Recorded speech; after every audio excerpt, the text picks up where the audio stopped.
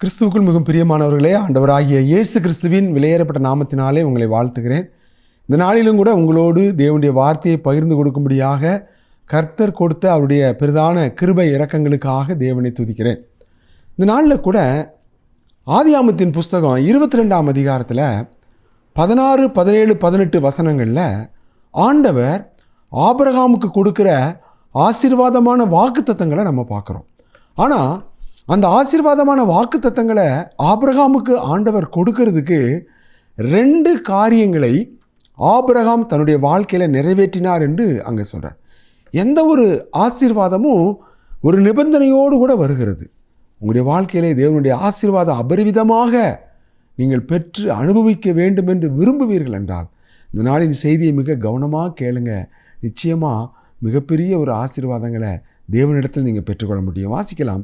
ஆதியாகமம் 22, 16, 17, 18. கர்த்தருடைய தூதனானவர் 2ஆம் தரம் வானத்திலிருந்து ஆபிரகாமை கூப்பிட்டு, நீ உன் புத்திரன் என்றும் உன் ஏகசுதன் என்றும் பாராமல் அவனை ஒப்பு கொடுத்து இந்த காரியத்தை செய்தபடியால் நான் உன்னை ஆசீர்வதிக்கவே ஆசீர்வதித்து உன் சந்ததியை வானத்து நட்சத்திரங்களைப் போலவும் கடற்கரை மணலைப் போலவும் பெருகவே பெருக பண்ணுவேன் என்றும் உன் சந்ததியார் தங்கள் சத்துருக்களின் வாசல்களை சுதந்தரித்துக் கொள்ளுவார்கள் என்றும் நீ என் சொல்லுக்கு கீழ்ப்படிந்தபடியினால் உன் சந்ததிக்குள் பூமியில் உள்ள சகல ஜாதிகளும் ஆசீர்வதிக்கப்படும் என்றும் என் பேரில் ஆணையிட்டேன் என்று கர்த்தர் சொல்லுகிறார் என்றார். கர்த்தருடைய பரிசுத்த நாமத்துக்கு மகிமை உண்டாவதாக.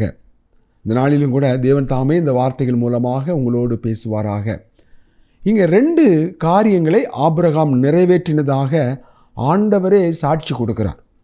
ஆண்டவருடைய ஆசீர்வாதமான வாக்குத்தத்தங்களை ஆபிரகாம் தனக்கும் தனக்கு பின்வரும் தன் சந்ததிக்கும் தன் சந்ததியின் சந்ததியாகிய சந்ததியாருக்கும் அந்த சந்ததியார் மூலமாக பூமியில் உள்ள சகல தேசங்களுக்கும், அங்கே சகல ஜாதி என்று சொல்வது நேஷன், சகல தேசத்தின் ஜனங்களுக்கும் ஒரு ஆசீர்வாதத்தின் பாத்திரமாக தேவன் ஆபிரகாமை நிறுத்தப் போகிறார் என்று ஆண்டவர் இங்கே என் பேரில் ஆணையிட்டேன் என்று ஆண்டவர் சொல்றார். அப்போ தேவனுடைய வாக்குத்தத்தமான ஆசீர்வாதங்களை ஆபிரகாம் தன்னுடைய வாழ்க்கையில் பெற்றுக்கொள்வதற்கு ஏதோ ஒரு காரியத்திலே ஒரு சந்தர்ப்பத்திலே தேவன் அதை எதிர்பார்க்கிறார். தேவன் எதை எதிர்பார்த்தாரோ அதை தன்னுடைய வாழ்க்கையிலே நிறைவேற்றுகிற ஒரு ஆபிரகாமை நாம் இங்கே பார்க்கிறோம். பாருங்க, ஆபிரகாமுடைய வாழ்க்கையில் ஆண்டவர் தான் முதன்மையாக இருந்ததை நம்ம இந்த ஆதியாகமம் 22ஆம் அதிகாரம் நம்ம எல்லாருக்கும் தெரிஞ்ச வேத பகுதி.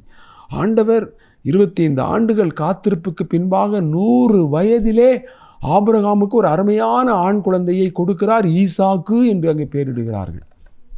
ஒரு நாள் வரும்பொழுது தேவன் அவனை கூப்பிட்டு சொல்கிறாரு, உன் புத்திரன், உன் ஏகசுதன், உன் நேசகுமாரன் ஈசாக்க எனக்காக பலியிடு, சர்வாங்க தகன பலியிடு. நான் குறிக்கும் இடத்திலே, நான் குறிக்கும் மலையிலே நீ பலியிடணும். ரொம்ப ஒரு வேதனையான சில காரியங்கள். தேவனுடைய வழிகள் கடினமானவைகள் அல்ல. தேவனுடைய பாதையில் நடந்து போகிறதுங்கிறது கஷ்டமானதல்ல, அது இஷ்டமானது தான். எப்போ தேவனை நம்ம உண்மையாக நேசித்தா, தேவனை ஆபிரகாம் இந்த இடத்துல ஈசாக்க அதிகமாக நேசித்து தேவனை 2ஆம் பட்சமாக வச்சுருந்தா முறுமுறுப்பும் கோபமும் எரிச்சலும் அந்த பாதையில் செல்வது அவனுக்கு அதிக மன குழப்பத்தையும் கொடுத்துருக்கும். இன்றைக்கு ஒரே ஒரு வாழ்க்கை, ஆண்டவரை உண்மையாக நேசித்து ஆண்டவரை மாத்திரம் முதன்மையாக நேசித்து நம்ம வாழக்கூடிய ஒரு இருதயம் உங்களுக்கு இருக்கும் என்றால் நீங்கள் தான் ஆசீர்வதிக்கப்பட்டவங்க. இன்றைக்கு நம்முடைய இருதயத்தை தேவன் மேலே வைப்பதற்கு பதிலாக தேவன் கொடுக்குற ஆசீர்வாதங்களோ அல்லது உலகத்தினுடைய மற்ற எந்த பொருட்கள் மேலே, குடும்பத்தின் மேலே நம்ம வச்சிட்டோன்னு சொன்னால் அங்கே தான் கிறிஸ்தவ வாழ்க்கை தடுமாற்றத்துக்குள்ளாகிறது. ஆபிரகாமுடைய வாழ்க்கையில் தடுமாற்றம் இல்லை. தேவன் அவ்விதமான ஒரு காரியத்தை செய்யும்படியாக ஆபிரகாமிடத்தில் கேட்ட பொழுது 3ஆம் வசனத்திலே வாசிக்கிறோம், அவன் அதிகாலையிலே எழுந்தான், விறகெல்லாம் தன்னோடு கூட பிளந்து எடுத்துக்கிட்டான். அங்கே 3வது வாசிக்கிறோம், தேவன் தான் குறித்த இடத்திற்கு புறப்பட்டு போனான். அப்போ தேவனை பின்பற்றுவது கஷ்டமானு கேட்டால் இஷ்டமானது என்று சொல்வார் ஆபிரகாம். ஏன் அது இஷ்டமானது? இந்த உலகத்து பரலோகத்திலே உம்மை அல்லாமல் எனக்கு வேறு யார் உண்டு, பூலோகத்திலே உம்மை தவிர எனக்கு வேறு விருப்பம் இல்லை. அருமையானவர்களே, ஆபிரகாம் ஆண்டவரை எவ்வளவு நேசித்தான். ஆண்டவரை நேசிக்கிற அந்த நேசத்துக்கு முன்பாக அவன் எதையுமே வைக்கல. தன்னுடைய பிள்ளையை கூட தேவனுடைய விருப்பத்தை நிறைவேற்றுவதற்கு அவன் ஆயத்தமாக இருந்தான்.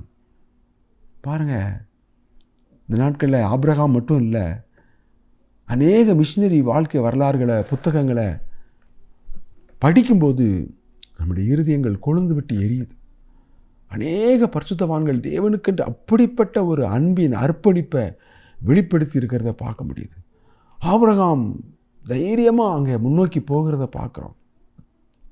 சிடி ஸ்டட் கடந்த நாட்களில் இந்த விபிஎஸ்ல சண்டே கிளாஸ் பிள்ளைங்களுக்கு தொடர்கதை சொல்கிறதுக்காக சிடி ஸ்டட்டோட வாழ்க்கை வரலாறை எடுத்து பார்த்தோம். அந்த சிடி ஸ்டட்டோட வாழ்க்கை வரலாறை படித்து பார்க்கும்போது அவர் இங்கிலாந்திலே பெரிய பணக்கார குடும்பம், செல்வ செழிப்பு நிறைந்த ஒரு பெரிய பிரபு கோடீஸ்வரன் சொல்லக்கூடிய பங்களாவில் பிறந்தவர், வாழ்ந்தவர். படிப்பில் கெட்டி, கிரிக்கெட்டில் ரொம்ப சுட்டி. அவர் கிரிக்கெட்டில் மிக உயர்ந்த பேர் புகழ். அவருடைய 3 சகோதரர்கள், அந்த 3 சகோதரரோடு கூட இவரும் பெஸ்ட்டான ஒரு கிரிக்கெட் பிளேயராக, பவுலராகவும் இருக்கிறார், பேட்ஸ்மேனாகவும் இருக்கிறார். இங்கிலாந்தினுடைய பேர் புகழ் பயங்கரமாக வருது. இப்படிப்பட்ட சூழ்நிலையில் தான் ஆண்டவர் அவரோட இடைபடுகிறார். அவர் இந்த பேர் புகழை வச்சு ஆண்டவரை விட்டு அவர் வழி விலகிறார். ஆண்டவருக்காக அவருடைய இருதய நேச வைராக்கிய நேச அனல் குறைந்து ஆண்டவரை விட்டு இந்த பேர் புகழ் பணம் இதன் மேலே அவர் நாட்டம் கொண்டதுனால அவர் அறியாமலே ஆவிக்குரிய வாழ்க்கை குறைஞ்சிட்டு குளிர்ந்து போனது. ஒரு காலகட்டம் வந்தபோது தேவன் அவரை தம்முடைய பக்கமாக திருப்புறார். இந்த சிடி ஸ்டட்டினுடைய குளிர்ந்து போன வாழ்க்கைக்காக 2 சகோதரிகள் கண்ணீரோட ஜெபம் பண்ணுறாங்க. 2 சகோதரிகளுடைய கண்ணீரின் ஜெபம் சிடி ஸ்டட்டை மீண்டும் தேவனுக்கு நேராக திருப்புது. எப்படி? அவருடைய கூட பிறந்த சகோதரன் ஜார்ஜ், அவரும் கிரிக்கெட்டில் ரொம்ப பெயர் புகழ் பெற்ற பிரபலமான, இவங்க 3 பேரும் அண்ணன் தம்பி 3 பேருமே ரொம்ப உயர்ந்த நிலைமையில் இருக்கிறாங்க. ஒரு நாள் சிடி ஸ்டட்டுக்கு செய்தி வருது, ஜார்ஜ் ரொம்ப ஒரு பரிதாபமான நிலைமையில் இருக்கிறார்னு. வியாதி படுக்கையில் மரணத்தோடு போராடிக்கிட்டு இருக்கிறார். சிடி ஸ்டட்டு காலேஜிலேருந்து ஓடி வாரார். வந்து பார்க்குறார். ஜார்ஜ் அவருக்கு ரொம்ப பிடிக்கும், தன்னுடைய அண்ணன் ஜார்ஜ் அவருக்கு ரொம்ப இஷ்டம், ரொம்ப அன்புள்ளவர். ஸோ தான் உயிருக்கு உயிராக நேசித்த தன்னுடைய அண்ணன் மரண படுக்கையில் துடிச்சிட்டு இருக்கிறத பார்த்த உடனே ஒரு கணம் சிடி ஸ்டட் யோசிக்கிறார். இவன் எவ்வளோ பெரிய கிரிக்கெட் வீரன், எவ்வளோ பேட்ஸ்மேன், எவ்வளோ பேர் புகழ் இவனுக்கு இருக்குது, எவ்வளோ பணங்களை இவன் சம்பாதிக்கிறான். ஆனால் இன்றைக்கு இவன் மரித்தால் இந்த பேர் புகழ் பணம் இவனை காப்பாற்றுமா? இது என்ன ஆகும்? இது இவனோட வருமா? ஒன்றும் வராதே. நித்தியத்தில் வெறுங்கையாக போய் இவன் நிற்பானே, அதே எண்ணம் அவருக்கு வருது. நான் இன்றைக்கு எப்படி இருக்கிறேன்? அந்த தன்னுடைய சகோதரன் ஜார்ஜினுடைய படுக்கையில் அவர் தன்னை கிறிஸ்துவுக்காக ஒப்பு கொடுக்குறார். ஆண்டவரே, எனக்கு இந்த கிரிக்கெட்டுடைய பெயர் வேண்டாம், இந்த பணம் வேண்டாம், இந்த புகழ் வேண்டாம். ஆண்டவரே, நித்தியத்துக்காக நான் ஒரு நாள் மரணத்தை சந்திக்கும் பொழுது நான் வெறுங்கையாக நான் வர வேண்டியது இருக்கும். என் தேவனே, என் தேவனுக்கென்று எல்லாவற்றையும் ஒப்படைக்கிறேன்னு சொல்லி அன்றைக்கு முழு மனதோட, முழு இருதயத்தோட, முழு ஆத்மாவோட, முழு பலத்தோட, முழு சிந்தையோட அவர் ஒப்பு கொடுத்தார். தேவனை அன்பு கூர்ந்தார். அன்றைக்கு எல்லாத்தையும் விட்டுட்டார். எனக்கு கிரிக்கெட் வேண்டாம், இனி நான் உலகத்துக்காக வாழ போகிறதில்ல, ஆண்டவருக்காக வாழ்வேன்னு சொல்லி டிஎல் மூடியோடு கூட இணைந்து அவர் மூடி மிஷன் அப்படின்னு சொல்லி இங்கிலாந்தில் என்றால் டிஎல் மூடி கூட்டத்தில் தான் ஆண்டரை அவர் ஏற்றுக்கொள்கிறார். ஸோ அந்த காலங்களில் இவர் வாழ்ந்த காலங்களில் ஒரு பக்கம் ஜார்ஜ் முல்லர் அநாத பிள்ளைகளை வச்சு ஊழியம் செய்து கொண்டிருக்கிறார். இன்னொரு பக்கம் டிஎல் மூடி இங்கிலாந்திலே பெரிய எழுப்புதலை உண்டு பண்ணி கொண்டிருக்கிறார். இன்னொரு பக்கம் salvation army general William Booth, அவர் ஒரு பக்கம் பயங்கரமாக தேவன் வல்லமையாக உபயோகப்படுத்தி வருகிறார். சீனாவில் ஹட்சன் டெய்லர், அவர் சீன உள்நாட்டு மிஷனை ஆரம்பித்து சீனாவில் ஆயிரக்கணக்கான மிஷினரிகளை கொண்டு போய் ஊழியங்கள் பலமாக நடந்துக்கிட்டு இருக்கு. எழுப்புதலின் காலம். இவருடைய இருதயத்திலே எழுப்புதல், இவருடைய ஆவிக்குரிய வாழ்க்கையிலே அனல். மீண்டும் தேவனுக்காக தன்னை ஒப்பு கொடுத்தார். அப்போ தான் கர்த்தர் சீனாவுக்கு அழைக்கிறார்.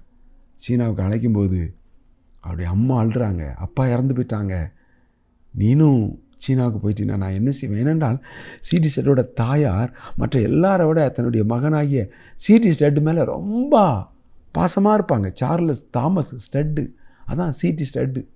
சார்லஸ் நீ போயிட்டினா நான் என்ன செய்வேன்? அழுகிறாங்க. தன் தகப்பனையாவது தாயையாவது என்னிலும் அதிகமாய் நேசிக்கிறவன் எனக்கு சீஷனாக இருக்க மாட்டான்னு ஆண்டவர் சொன்னபடி, அம்மா உங்களை விட நான் ஆண்டவர் அதிகமாக நேசிக்கிறேம்மா, என்னை மன்னிச்சிருங்கன்னு சொல்லிட்டு கப்பலில் ஏறி சீனாவுக்கு போகிறார். கப்பலில் போகும்போதே மிக கொடூரமான மோசமான அந்த கப்பல் கேப்டனை ஆண்டவரை பற்றி சொல்லி ரட்சிப்புகளை நடத்துகிறார். அங்கே சீனாவில் போனார்னா கடுமையான வெயில், அந்த சூழ்நிலைகள், அதுக்கு மத்தியில் ஆண்டவருடைய ஊழியத்தை அற்புதமாக நிறைவேற்றுகிறார்.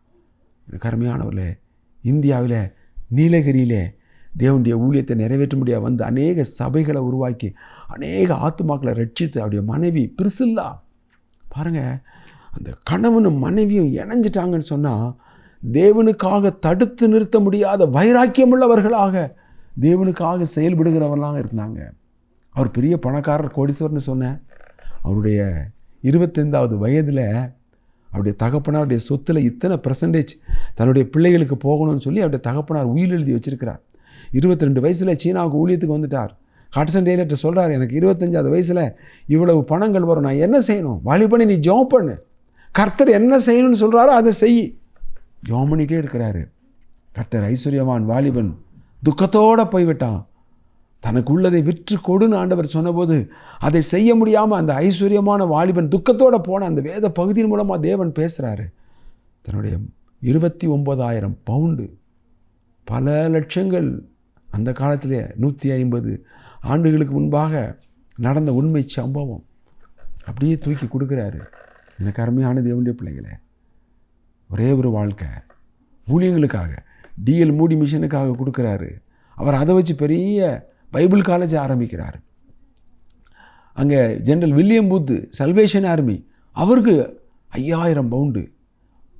ஜார்ஜ் முல்லர் அநாத பிள்ளைகளை, அவருக்கு 5000 பவுண்டு. ஒவ்வொரு ஊழியங்களுக்கும் அந்த ஜார்ஜ் ஹாலண்டுன்னு சொல்லி ஒரு ஊழியக்காரர் அந்த காலங்களில், அந்த எழுப்புதலின் பிரசங்கிக்கு அவருக்கு 5000 பவுண்டு.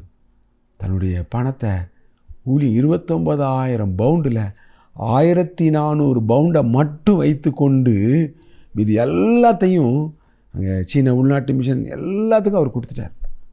அந்த ஜெனரல் வில்லியம் பூத்து 50 மிஷினரிகளை இங்கிலாந்துலேருந்து இந்தியாவுக்கு அனுப்பணும்னு சொல்லி ஜெபம் பண்ணிகிட்டு இருக்கிறார். ஜெபம் பண்ணிகிட்டு இருக்கும்போது பண தேவைக்காக ஆண்டவரே 50 மிஷினரிகளை அனுப்பணும், இதற்கான பண தேவையை நீங்கள் சந்திக்கணும்னு சொல்லி ஊக்கமாக ஜெபம் பண்ணிகிட்டு இருக்கிறாங்க. சிடி ஸ்டாட்டுக்கிட்டேருந்து 5000 பவுண்டுக்கு செக் வருது. ஒரு பவுண்டுனா 130 ரூபா. 5000 பவுண்டுனா கணக்கு போட்டு பாருங்கள், 29,000 பவுண்டு. தன்னுடைய தகப்பனாருடைய வருமானத்தில் அவ்வளோத்தையும் ஆண்டவருடைய ஊழியத்துக்காக தனக்குன்னு ஒன்றும் வைக்கலை. அந்த 5000 பவுண்டு வந்தவொடனே ஜெனரல் வில்லியம் பூத்து 50 மிஷினரிகளை அவர் இந்தியாவுக்கு ஊழியத்திற்காக அனுப்பினார். பாருங்கள், பிரிசில்லா ஏற்ற துணைன்னு சொல்லுவாங்க இல்லையா, அதை மாதிரி அந்த 1400 பவுண்டு சிடி ஸ்டடி யாருக்காக வச்சார்? அவருக்காக தான் வச்சுருந்தார். இல்லை, அவருக்காக வைக்கலை. அந்த 1400 பவுண்டும், இந்த 29,000 பவுண்டில் 1400 பவுண்டை மட்டும் தனக்காக வைக்கல, தன்னுடைய வருங்கால மனைவிக்காக வச்சார். தன்னுடைய வருங்கால மனைவிக்கு ஒரு ஏமாற்றத்தை கொடுக்கக்கூடாதுன்னு சொல்லி வச்சார். திருமணம் முடிஞ்ச அன்னைக்கு அந்த அம்மாட்ட கொடுக்குறாங்க. அந்த அம்மா சொன்னாங்க, நீங்கள் மட்டும் பரலோக வங்கியில் முதலீடு பண்ணும்போது நான் மட்டும் அதை எனக்காக உலக பிரகாரமாக நான் வச்சுக்கிடுவேன், நான் வேண்டாம். உடனடியாக அவங்க அதை சால்வேஷன் ஆர்மி ஜெனரல் வில்லியம் பூத்துக்கு அனுப்பிட்டாங்க. 1400 பவுண்டே அனுப்பிட்டாங்க. எனக்கு அருமையான தேவனுடைய பிள்ளைகளே, தேவனை முழு இருதயத்தோடு நேசித்து, தேவனை முழு மனதோடு அன்பு கூர்ந்து, தேவனுக்காக வைராக்கியமாய் வாழ்ந்த இந்த அர்ப்பணிப்பின் குடும்பங்கள், இங்கே ஆண்டவர் ஆதியாகமம் 22:16 வசனத்தில் இந்த காரியத்தை செய்தபடியால், 18 வசனத்தில் என் சொல்லுக்கு கீழ்ப்படிந்தபடியால், தேவன் நம்முடைய வாழ்க்கையில் எதை எதிர்பார்க்கிறாரோ அதை நாம் செய்கிறவர்களாக இருந்தால் ஆண்டவர் சொல்கிறாரு, நீ இதை செய்தப்பா, நான் என்ன எதிர்பார்த்தனோ அதை நீ செய்தாய்.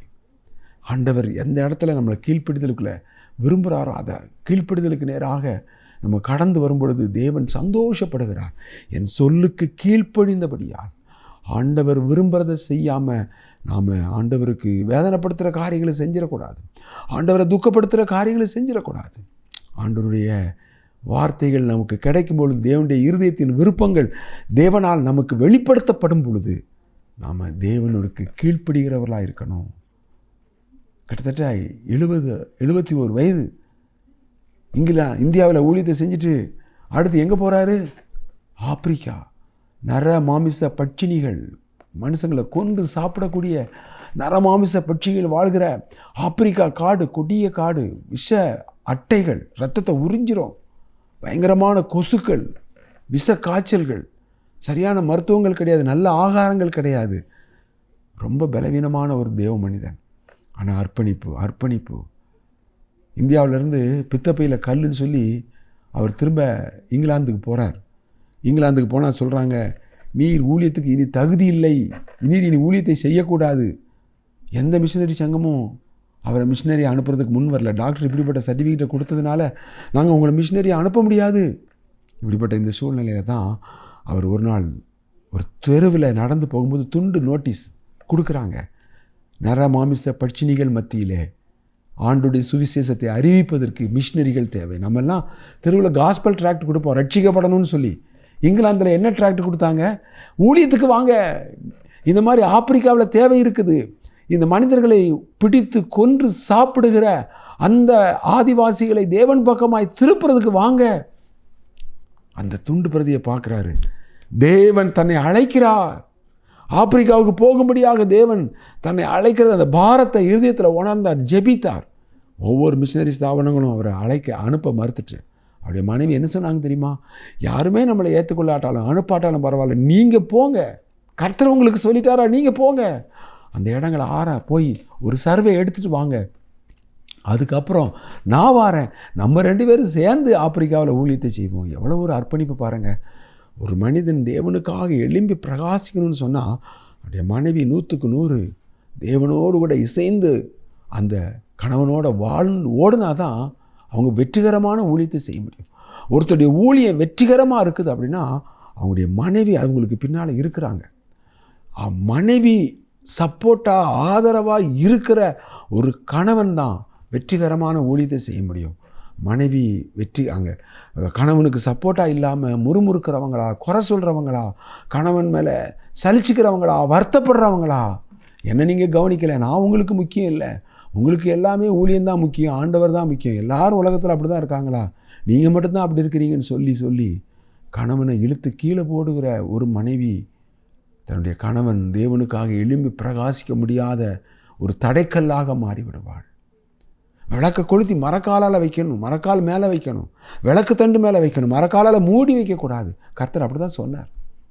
பிரிசில்லா அப்படிப்பட்ட ஒரு அருமையான ஒரு சாட்சி. தேவனுக்காக தடுத்து நிறுத்த முடியாத வைராக்கியம் கொண்ட ஒரு பெண்மணி கணவனை அனுப்புகிறா. பலவீனமான கணவன் தான், பல சுகவீனங்களில் கஷ்டப்படுகிற கணவர் தான். ஆண்டவருடைய அழைப்புக்கு கீழ்ப்படியும்படி அவரை உற்சாகப்படுத்தி அனுப்புகிற ஒரு பிரிசில்லாவை அங்கே பார்க்குறோம். பிரியமானவர்களே, போகிறாரு, சூடானில் போய் சர்வே பண்ணிட்டு வராரு. வந்து WEC வேர்ல்டு எவாஞ்சலைசேஷன் குருசேட் அப்படின்னு சொல்லி ஒரு புது மிஷினரி ஸ்தாபனத்தை அவர் என்ன செய்கிறாரு. இன்றைக்கும் அந்த ஸ்தாபனம் இருக்குது, வேர்ல்டு எவாஞ்சலிசம் குருசேட். அந்த ஊழியத்தை அவர் ஆரம்பித்து, பிரியமான அருமையான தேவனுடைய பிள்ளைகளே, முதல் மிஷினரியாக போகிறாரு. 2வது அவர் வந்து யாரை கூட்டு போகிறார் தெரியுமா? தன்னுடைய மகளுக்கு நிச்சயிக்கப்பட்ட மருமகனை கூட்டு போகிறார். கல்யாணம் முடியல, என்கேஜ்மெண்ட் ரிங்கு தான் மாற்றிருக்கிறாங்க. இப்போ என்னோட கூட மிஷினரி ஊழியத்துக்கு யார் வாரா? அவருடைய மருமகன், நிச்சயிக்கப்பட்ட மருமகன் சொல்கிறார், நான் வாரேன் மாமா, நம்ம 2 பேரும் போவோம். எனக்கு அருமையான தேவனுடைய பிள்ளைங்க, நீங்கள் அர்ப்பணிப்போடு இருந்தீங்கன்னா உங்களை மாதிரியே உங்கள் குடும்பத்துக்கு வருகிற மருமகனும் அர்ப்பணிக்கப்பட்ட ஒரு மனிதராக இருப்பாருங்கிறதுக்கு சிடி ஸ்டட்டோட குடும்பம் தாங்க சாட்சி. நீ தேவனுக்கு உண்மையாக இருந்தால் தேவன் உனக்கு உண்மையாக இருப்பார். நீ தேவனுக்காக வைராக்கியமாக இருந்தால் தேவன் உங்களுக்காக வைராக்கியமாக இருப்பார். அருமையான தேவனுடைய பிள்ளைகளே, சிடி ஸ்டட்டுடைய வைராக்கியத்தை பார்த்துட்டு அவருடைய மருமகன் கூட போகிறார். அந்த ஊழியத்தின் மூலமாக ஆயிரக்கணக்கான ஆதிவாசிகள் ரட்சிக்கப்படுறாங்க. 200 மைல் சுற்றளவில் மிகப்பெரிய எழுப்புதல் உண்டாகிறது. எல்லா வெள்ளைக்காரங்களையும் கொல்லுகிற விஷ அம்புகளை எய்து கொல்லுகிற ஆதிவாசிகள் இவங்களை கண்டா அன்போடு ஏற்றுக்கொள்கிறாங்க. ஆச்சரியமாக இருக்குது. எங்களை ஏன் இவங்க கொல்லலை, எங்களை ஏன் இவங்க ஈட்டிகளை வச்சு எரியலை, ஏன் எங்களை அன்போடு ஏற்றுக்கொள்கிறாங்க? ஒரே ஒரு காரியம்தான், தேவனுக்காக நீ வைராக்கியமாக எழும்பி போவாயானா உன்னுடைய பாதைகளை அவர் செவைப்படுத்துவார். உன்னுடைய பாதைகளை அவர் உனக்காக திறந்த வாசலை கொடுப்பார். அதை யாரும் தடுக்க முடியாது, பூட்ட முடியாது. எத்தனையோ வெள்ளைக்காரங்களை, நல்லது செய்யணும்னு நினச்சி போன வெள்ளைக்காரங்களை கூட அவங்க கொன்னாங்க. ஆனால் சிடி ஸ்டட்டையும் ஆல்ஃப்ரெட்டையும் அவங்க கொல்லவே இல்லை. ஏற்றுக்கொண்டாங்க, அன்போடு ஏற்றுக்கொண்டாங்க. அவங்க சொன்னதெல்லாம் கேட்டாங்க. கேட்டு இந்த ஆண்டவராய் இயேசு கிறிஸ்துவுக்கு தங்களுடைய வாழ்க்கையை ஒப்பு கொடுத்தாங்க. பெரிய ஒரு எழுப்புதலை தேவன் ஆப்பிரிக்காவில் உண்டு பண்ணினார். தன்னுடைய மனைவி இறந்த செய்தி கேட்டு சீட்டு சட்டி எழுதுகிறார். என்ன எழுதுகிறார் தெரியுமா? ஆண்டவரே, சீனாவுக்கு போகக்கூடாதுன்னு சொல்லி என்னுடைய குடும்பத்தில், என்னுடைய உறவுகள் மத்தியிலே பெரிய ஒரு எதிர்ப்புகள் வந்தபோது உமக்கு கீழ்ப்படிந்து நான் சீனாவுக்கு போனதற்காக ஆண்டவரே உமக்கு நான் நன்றி செலுத்துகிறேன்னு எழுதுகிறார். ரெண்டாவது என்ன எழுதுகிறாரு? ஐஸ்வர்யமான வாலிபன் தன்னுடைய பணத்தை நீர் கேட்ட பொழுது அவன் துக்கத்தோடு போயிட்டான், கீழ்ப்படியாமல் போனான். ஆனால் ஆண்டவரே, அந்த பணத்தை எல்லாம் உங்களுக்காக கொடுக்கறதுக்கு எனக்கு ஒரு கீழ்ப்படிதலின் இருதயத்தை தந்தீர் ஆண்டவரே, உமக்கு நன்றி என்று அவர் சொல்கிறார். மூன்றாவதாக, எந்த மிஷனரி ஸ்தாபனமும் ஆப்பிரிக்காவுக்கு என்ன அனுப்ப தயங்கின பொழுது ஆண்டவரே உம்முடைய வார்த்தைக்கு கீழ்ப்படிந்து உம்முடைய அழைப்புக்கு ஒப்பு கொடுத்து அந்த ஆப்பிரிக்காவின் காட்டில் போய் ஊழியம் செஞ்சு ஆத்துமாக்களை ஆதாயப்படுத்துறதுக்கு எனக்கு உதவி செஞ்சதுக்காக நன்றி ஆண்டவர் என்று சொன்னார். அவர் திரும்பி வரவே இல்லை. 41 ஆண்டுகள் இந்த கணவன் மனைவி அவங்க வாழ்ந்த வாழ்க்கை மகிமையான ஒரு வாழ்க்கை, மகிமையான ஒரு வாழ்க்கை. தன்னுடைய கணவரையும் ஒரு ஆவிக்குரியவங்களா, தாங்களும் ஒரு ஆவிக்குரியவங்களா, தங்கள் மூலமாக ஒரு ஆவிக்குரிய உன்னதமான ஊழியத்தை நிறைவேற்றுகிறவர்களாக காணப்பட்ட ஒப்பற்ற ஒரு குடும்பமாக இந்த சீடி ஷட்டோட குடும்பம் காணப்பட்டுச்சு. ஆண்டவர் சொல்கிறது 2 காரியம்தான். என் சொல்லுக்கு கீழ்ப்படிந்தபடியால், நீ இதை செய்தபடியால், தேவன் எதை விரும்புகிறாரோ அதை நாம் செய்ய நம்மை ஒப்பு கொடுப்போம். ஆண்டவரே, இந்த நாட்களில் தேவனுக்காக எதையாகிலும் செய்ய வேண்டும்.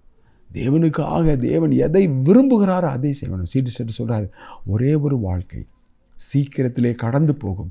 கிறிஸ்துவுக்காக செய்தது மட்டுமே நிலைத்து நிற்கும். கிறிஸ்துவுக்காக நாம் என்ன செய்தோமோ அது மாத்திரம்தான் நிலைத்து நிற்கும். அருமையானவர்களே, அவர் சொல்கிறாரு, சிலர் ஆலயமணியின் சத்தத்தை கேட்கும் இடத்திலே வாழ விரும்புகிறார்கள். நானோ நரகத்தின் வாசலில் நின்று மீட்பின் கடையை நடத்த விரும்புகிறேன். நரகத்தின் வாசலில் நின்று நரகத்துக்கு போகிற ஒவ்வொருத்தரையும் பிடிச்சு அவங்கள பரலோகத்துக்கு நேராக கொண்டு போவதற்கான மீட்பின் கடையை நடத்த விரும்புகிறேன். சொகுசான வாழ்க்கை அல்ல, கரையம் செலுத்துகிற வாழ்க்கை, அர்ப்பணிக்கப்பட்ட வாழ்க்கை. எனக்கு அருமையானவர்களே, பல கஷ்டங்கள், பல வியாதிகள், பல போராட்டங்கள், தேவனுடைய அற்புதமான வல்லமை, அற்புதமான கரம், ஆச்சரியமான கரம். பாருங்கள், தேவன் மிக மகிமையான ஒரு ஊழியங்களை சீனாவிலும் இந்தியாவிலும் இங்கிலாந்திலும் நிறைவேற்ற தேவன் இந்த சீடி ஷட்டை பயன்படுத்தினார். இன்றைக்கு உங்களுடைய வாழ்க்கையிலும் கூட தேவன் உங்களை பயன்படுத்த விரும்புகிறார். யார் தேவனுக்கு என்று தங்களை பூரணமாய் அர்ப்பணிக்கிறார்களோ அவர்களை எடுத்து தேவன் வல்லமையாய் பயன்படுத்த விரும்புகிறார். என்னை கேட்டுக்கொண்டிருக்கிற அருமையான சகோதரனே, சகோதரியே, உங்களுடைய வாழ்க்கையில் தேவனுக்காக எழும்பி பிரகாசிங்க.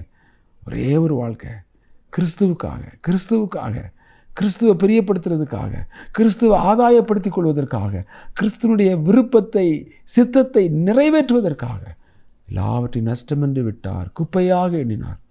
அவருடைய பிள்ளைகளை தேவன் ஆசீர்வதித்தார். உங்கள் பிள்ளைகள் எல்லாம் மிஷினரிகளாக பின்னாட்களில் அந்த WEC வேர்ல்டு எவாஞ்சலைசேஷன் குருசேட் என்று சொல்லக்கூடிய அந்த உலகளாவிய மிஷினரி ஸ்தாபனத்தின் மூலமாக 8 மிஷினரிகள் போனாங்க. அதில் அவருடைய மனைவி, அவருடைய மூத்த மகள் கிரேஸ், அவருடைய கணவர் நார்மன், இவங்கெல்லாம் போய் ஆப்பிரிக்காவில் போய் கர்த்தருடைய ஊழியத்தை மகிமையாக நிறைவேற்றினாங்க. சீடி ஷட்டோட வாழ்க்கையை எழுதினது யார் தெரியுமா? அவருடைய மருமகன் நார்மன் தான் எழுதினார்னு நாங்கள் பார்க்குறோம். எனக்கு அருமையானவர்களே, எவ்வளோ ஒரு மகிமையான ஒரு வாழ்க்கை. அதை படித்தபோது என்னுடைய கண்களெல்லாம் கண்ணீர் வந்தது. இந்த கதையை சொல்கிறதுக்கு நமக்கு தகுதி உண்டா? இவ்வளவு ஒரு அர்ப்பணிப்பு, இவ்வளவு ஒரு மேன்மையான ஒரு அன்பு தேவன் மேலே, தேவனுக்காக எதையும் விட்டுவிட, எதையும் இழக்க, எந்த தியாகத்தையும் செய்துவிட, எந்த கரையத்தையும் செலுத்திவிட. ஆண்டவரே, இந்த சீடி ஷட் ஒரு கதையை சொல்கிறதுக்கு எனக்கு தகுதியே இல்லை ஆண்டவரேன்னு சொன்னேன்.